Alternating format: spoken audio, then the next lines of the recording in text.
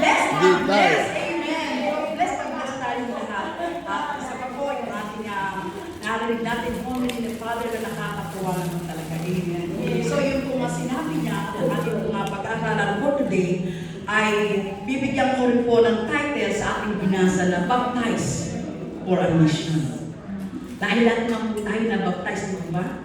Kaya lahat po tayo ay may mission. Amen. So, magbigay po muna ako ng konting trivia in olden days in Judah. So, being baptized in Judah refers to the ancient Jewish practice of full body immersion in water for ritual purification or initiation. So, which existed long before the time of John the Baptist. So, noon pa po, before pa po ng time of John the Baptist, talaga po, yung ritual na ito yung ginagawa na nila. Kaya familiar na po sa kanila ang ritual washing na ito. Ang tawag po dito in Hebrew word po ay mikveh. Means gathering of waters or collection. Ito po ang ritual ng paglilinis. At dito po nila kailang-kaila si John the Baptist. So, John went to all regions around the Jordan, preaching about repentance.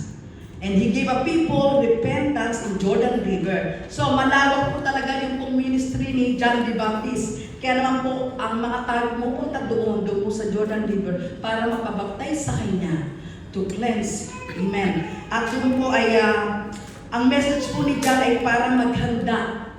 Kumbaga po, repentance, pagsisisi, humingi ng tawad sa mga kasalanan, at ihanda na rin po kailang mga sarili sa pagdating ng Mesaya. Amen po. At ito po mababasa din natin sa Gospel of Matthew, John, and Luke. And summary po ng scripture na ito ay John the Baptist was called by God to prepare the people for Jesus coming. Amen po. So he preached repentance and baptized people in Jordan River and told everyone to turn away from sin so that they could welcome the Messiah, our Lord Jesus Christ. So in Matthew 3:13 po and the rest na ating binasa, pinapakita sa atin na si Jesus ay dumating naman sa Jordan mula sa Galilee at lumapit din kay Juan para magpabautismo. But tulad nga po ng aking binasa, sinungi si Juan because he knew that Jesus Christ is the Messiah. Jesus answered him, "Let's do so now, or in this way, we shall do God's require." Dahil ayaw po talagang gawin ni John the Baptist, dahil alam niya ang ating Panginoon Jesus ang siyang Messiah, na siya po ay humingi sa kanya para i-baptize siya. Pero ang sabi ng Panginoon, kailangan gawin upang makasunod tayo sa kalooban ng Diyos Ama. Amen. Ito pong sinabi ni Jesus na kailangan natin gawin dahil ito nga po kalooban ng ibakan ng ating Ama, and Jesus was baptized to show His humanity and to fully identify Himself with us, so that He will be a good example to repent and to receive forgiveness, even though He Himself had no sin. Nakita niyo po, talagang ginagawa ng ating Panginoon Kristo ang lahat-lahat para maipakita niya na siya maging good example, di po ba? Na kahit wala siyang kasalanan, siya nagpakumbaba. Tulad din po ng paglilinis niya ng paa ng mga disciple. Amen? Kung matatandaan mo na siya nagpakumbaba. At ito po ang nais ng ating Panginoong Jesus, na maging example siya sa ginawa niya ito, na lagi natin iisipin na lagi tayo dapat nagpapakumbaba. Iisipin natin na kailangan tayo makasunod sa ating Panginoon. Amen.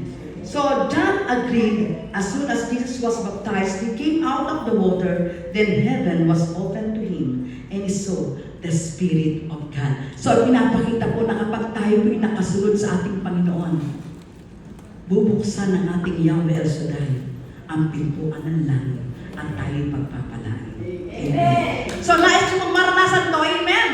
Purihin natin ang ating Panginoon. Simula na po ng mission ng ating Panginoon.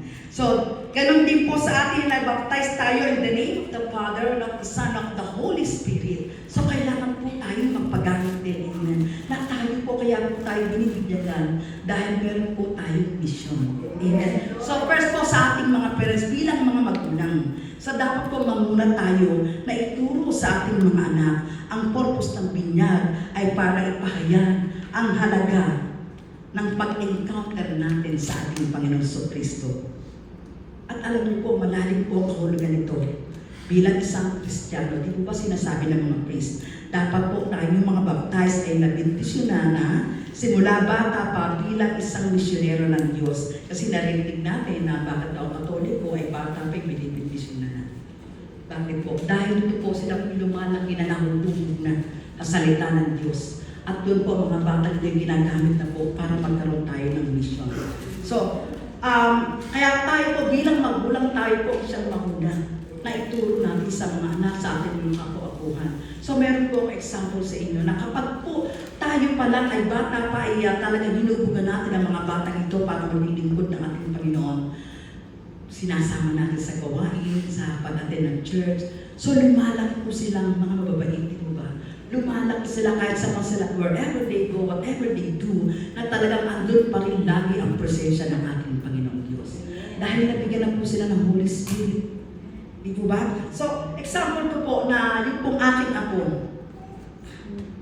Like Elijah, my grandson, their teacher asked the students about who they think can be a change maker. So, doon po sa school nila, doon po sa class nila, ay nag-ask po yung teacher na gumawa sila ng kwento o story ng kung sino ang kilala nila na nag-change maker, yung bang gumagawa ng pagbabago.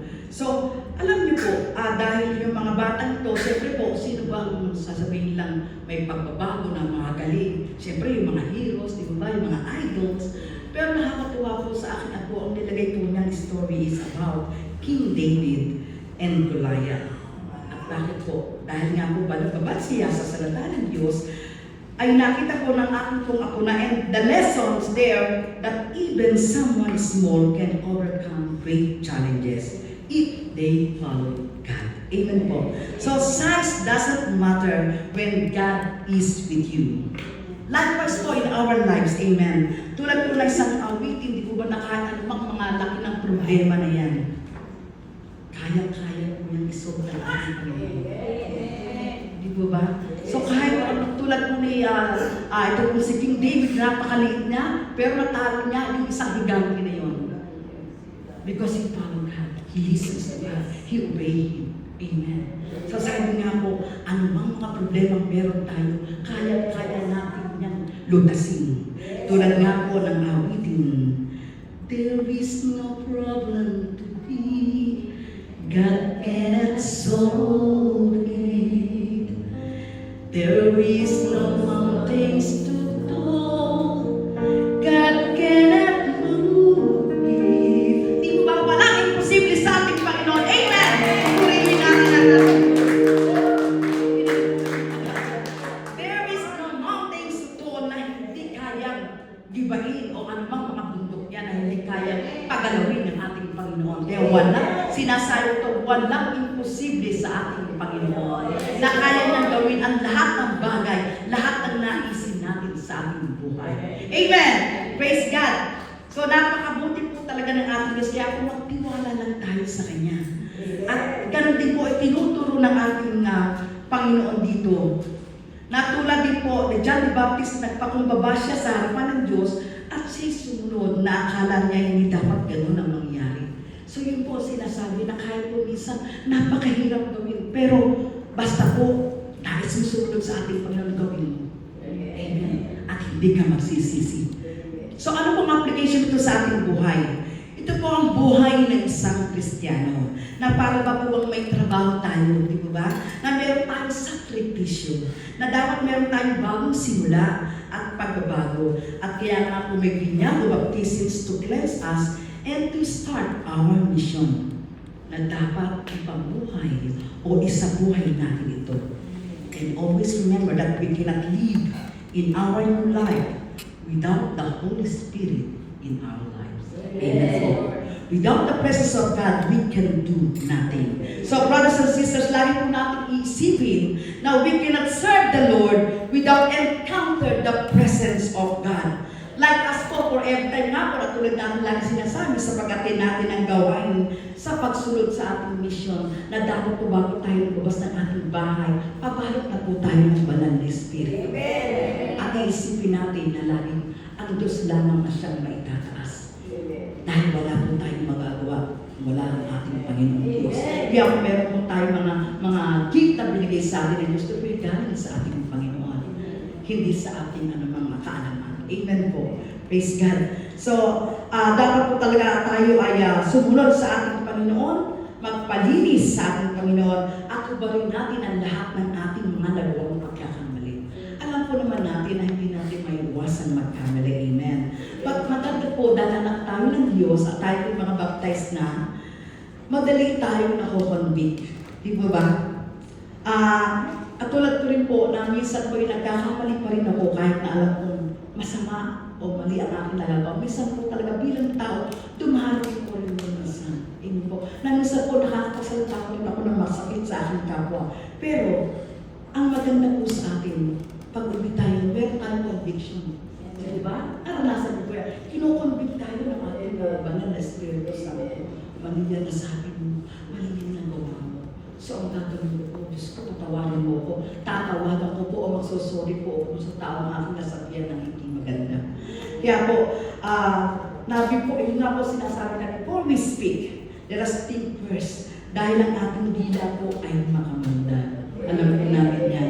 Na pwede po itong makamatay na hindi natin nalalaman. Kaya lagi po dapat bago tayo magsalita, isipin muna natin na kung ito pong salita na itong bibigay natin sa ating kapwa, vice versa po, na kung sa atin din ito sabihin, ano po ang ating mararanasan, ano po ang ating mararamdaman. Kaya maging maingat po tayo. Amen.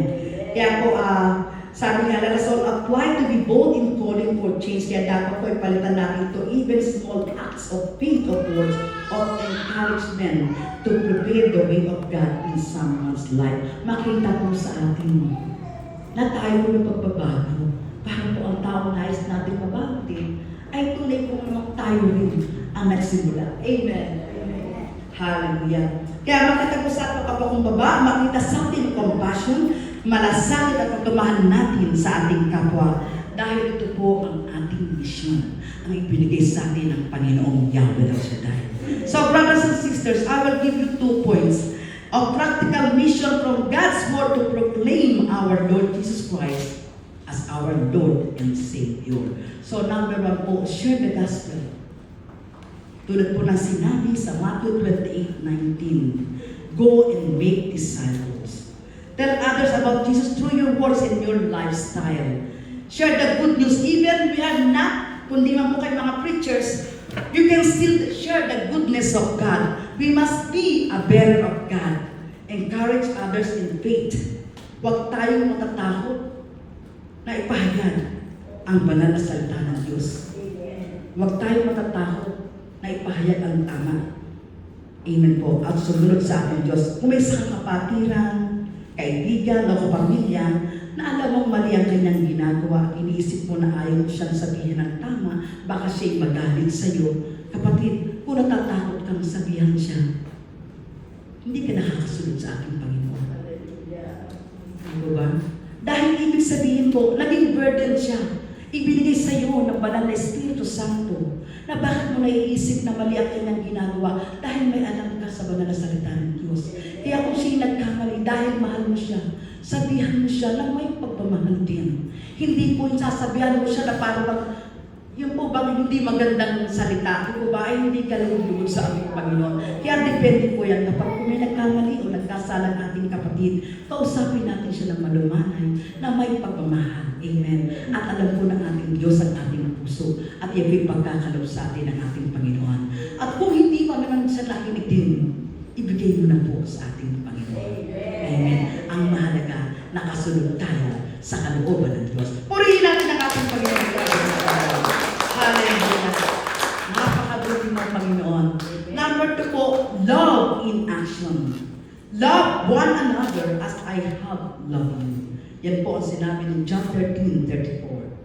So, be kind, forgive quickly, help those in need, even when it's hard. Di po ba?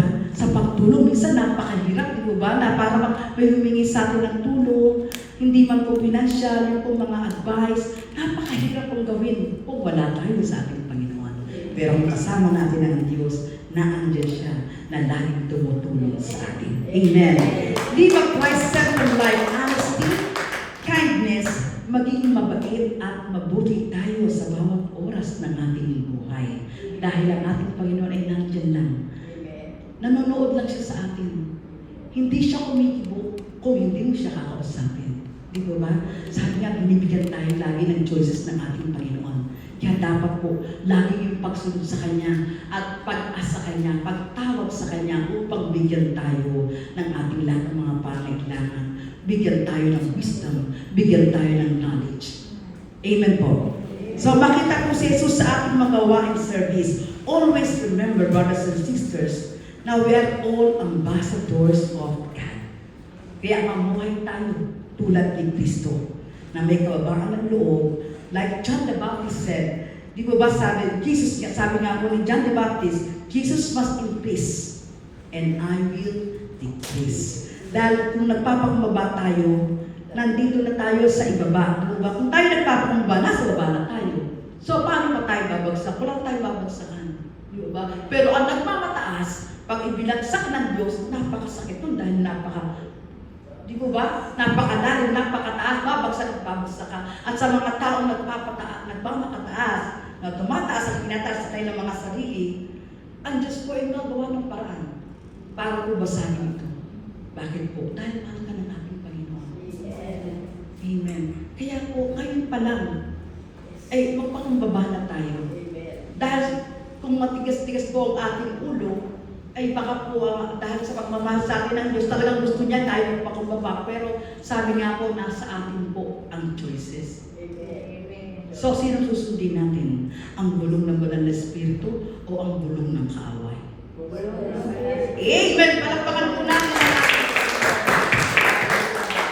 Kaya nga po, tayo po ay hindi na po kabilang doon sa mga babagsak. Amen!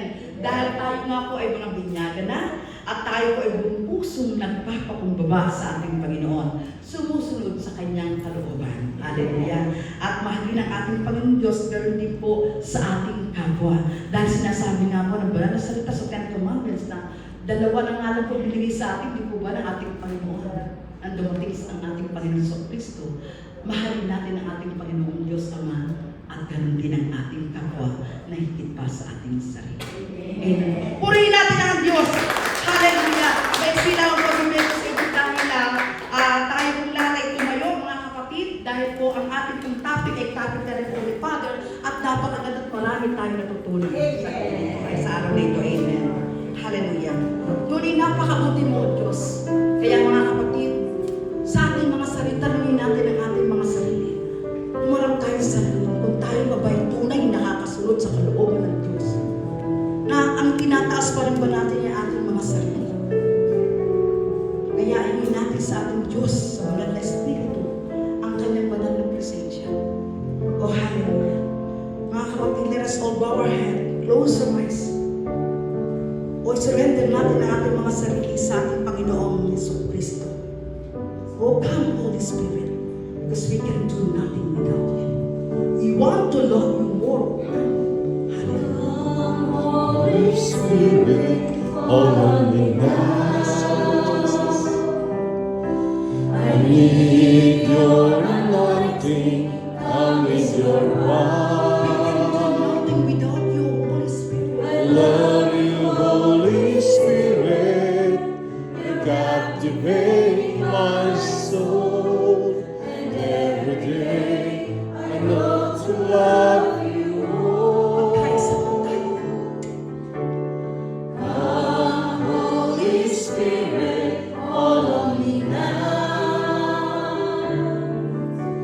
I need your anointing, come in your Love you, power. Holy Spirit. I love you, Holy Spirit, you captivate my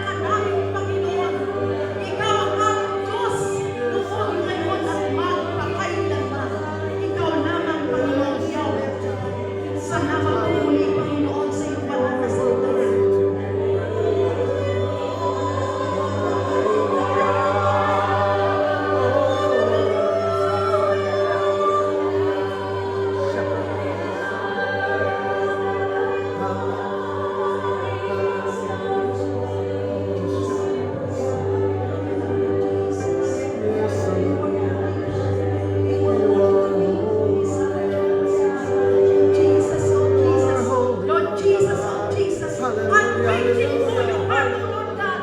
I'm reaching for your heart. Hallelujah, hallelujah, hallelujah, hallelujah.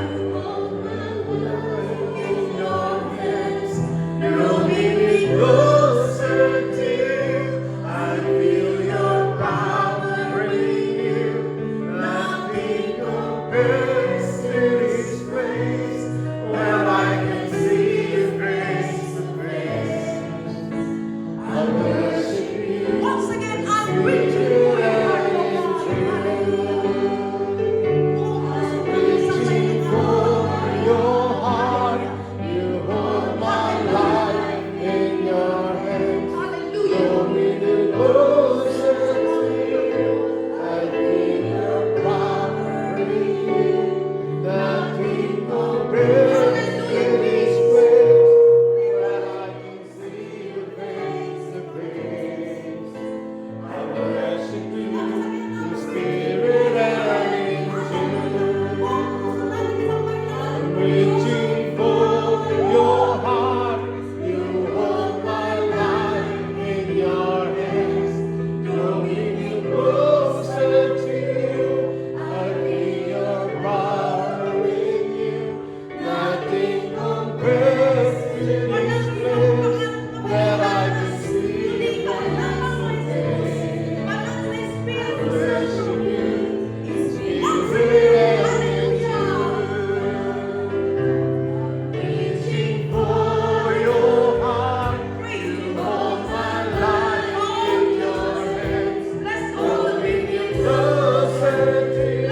I feel your power in you. Nothing compares to this place where I can see your face to face. I worship you in spirit and truth. I'm reaching for your heart. You hold my life in your hands. Drawing me closer to you. I feel your power in you. Nothing compares to this place where I can see you face to face. I worship you in spirit and in truth. I worship you in spirit and in truth. I worship you in spirit and in truth. Ito po ang nais ng ating Panginoon Jesus. Sambahin natin siya. Buong puso at kaluluwa. Na ialing natin ang ating buhay sa Kanya. Kung paano inalay ng ating Panginoon Jesus ang Kanyang buhay para sa ating lahat. Hallelujah. You are worthy to be praised, O Lord God. Salamat po sa iyong banal na presensya.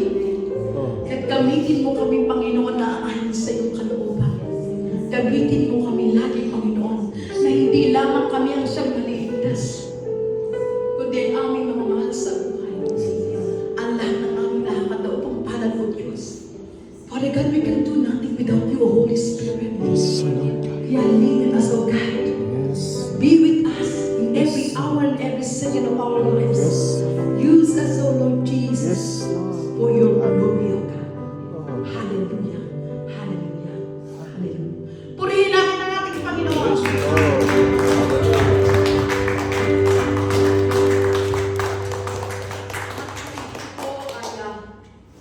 ang banal na Espiritu Santo ang siya nagturo sa atin. Nagkataon na kapag tayo nagpupuri sa ating paglibigay natin ang galis. Dahil tulad ng ating laging sinasabi, hihintay lamang tayo ng ating Panginoon. Nakikita niya ang lahat ng ating ginagawa. Kung tunay tapat tayo sumusunod sa kanyang kalooban. Hallelujah. Praise the Lord Jesus Christ.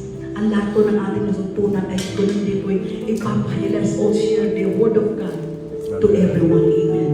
Na hindi tayo dapat matatakot. Na hindi tayo dapat mahihiya. Na ipagsigawan ang kabutihan ng ating Panginoon. Amen. Kaya taas po natin ating mga prayer requests. Hallelujah. Oh, hallelujah, Lord. Lahat po ng mga daladalahan, ang lahat po ng nais ng ipa-bendisyon sa ating Panginoon. Oh, Yahweh, Shaddai, in the name of Jesus. in heaven, ikaw po ang nakakilala sa bawat isa, Panginoon, na aking mga kapatid, ang kailang pangangailangan. You know the desires of their heart, Father God. They want to know you more. They want to love you more, O God. And they want to follow you and obey your words. Kaya natin, Panginoon, kami po'y nakikipagkaisa sa bawat isinulat nila dito, Panginoon, na panalangin, O God. Healing, O Lord Jesus. Answer prayer, O God. Financial blessing, O God. Kasagutan sa kanilang mga kahilingan, Panginoon, na sila'y maging resident o sino man, Panginoon, kailan tinataas upang maging Australian citizen, O God. Tinataas namin sa iyo, Panginoon.